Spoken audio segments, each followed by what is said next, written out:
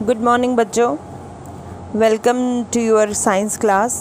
तो as you all know we are already going through the chapter fibre to fabric. ठीक है, तो इसमें हमने सोर्सेज वगैरह पढ़ लिए हैं। Now we will take sub topic some plants and animals fibres. कुछ प्लांट के फाइबर्स हम पढ़ेंगे और कुछ एनिमल फाइबर्स, क्योंकि आपको पता ही है कि मेन सोर्सेज प्लांट्स और एनिमल्स है, नेचुरल में और फिर आर्टिफिशियल में सिंथेटिक हो गया। तो यहाँ we will talk about cotton, jute, silk and wool. ठीक है, तो सबसे पहले we will take up cotton. Cotton जैसा आपको पता है कि हम बिस्तरा बनाने के काम आता है, या फिर अगर पूजा करनी हो तो हम ऑयल लैम्प्स में विक्स बनाने के काम लाते हैं कॉटन को। कॉटन को बहुत बार आपने हाथ में लिया होगा, मेडिसिन वगैरह लगानी हो, कभी कहीं कट वट लग जाए तो वी यूज़ कॉटन। ठीक है ना। तो अगर आपके आसपास कहीं कॉटन का थोड़ा सा भी वूल है तो आप उसको हाथ में ले लीजिए और उसको पुल कीजिए, मतलब उसको एक दूसरे से दूर करने की कोशिश कीजिए। ठीक है, हाथों से।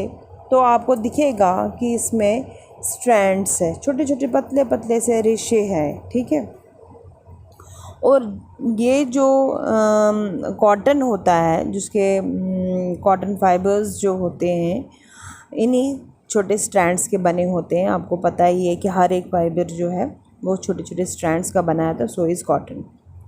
अब ये जो कॉटन है ये कहाँ से आता है? जो आपके हाथ में कॉटन है या जो आप दवाई लगा रहे हो वो कॉटन, कॉटन का वूल यहाँ पे हम बात कर रहे हैं, वो कहाँ से आता है? कॉटन वूल जो है बेटा, वो कॉटन को ग्रो किया जाता है। कॉटन के बाकायदा प्लांट्स होते हैं, उनको ग्रो किया जाता है फील्ड्स में।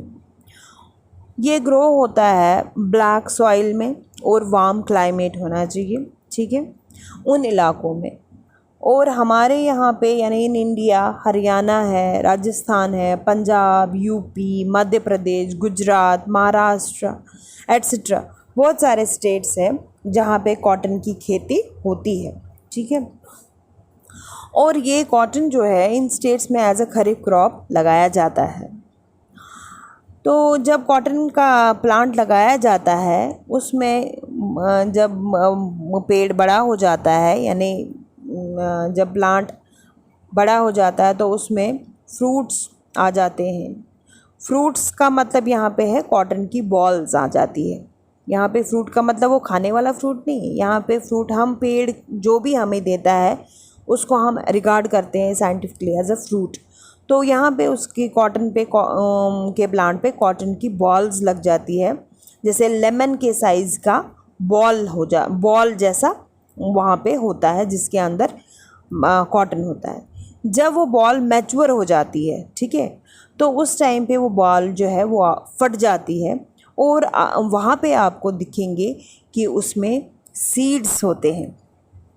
ठीक है, और ये कॉटन का जो फाइबर्स होते हैं, उन्हीं फाइबर्स में वो सीड्स लपेटे हुए होते हैं।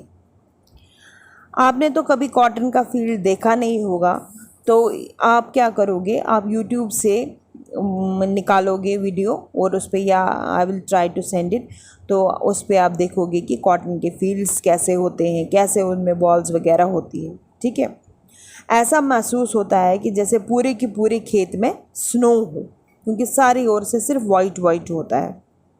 और फिर इन्हीं बॉल्स को पिक किया जाता है, यूजुअली हाथ से पिक किया जाता है और उनको जमा किया जाता है।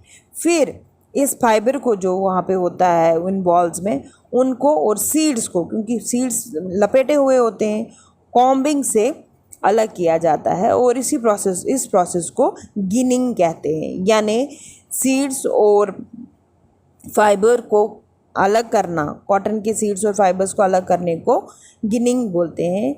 गिनिंग जो है ट्रेडिशनली हाथ से की जाती थी, लेकिन आजकल मशीन्स भी यूज़ की जाती है गिनिंग करने के लिए। तो इस तरह से आपके पास जो है कॉटन के फाइबर्स आते हैं, फिर उसके यार्न्स बनते हैं, फिर उसका फैब्रिक बनता है। ठीक है, ये स्टोरी है कॉटन की।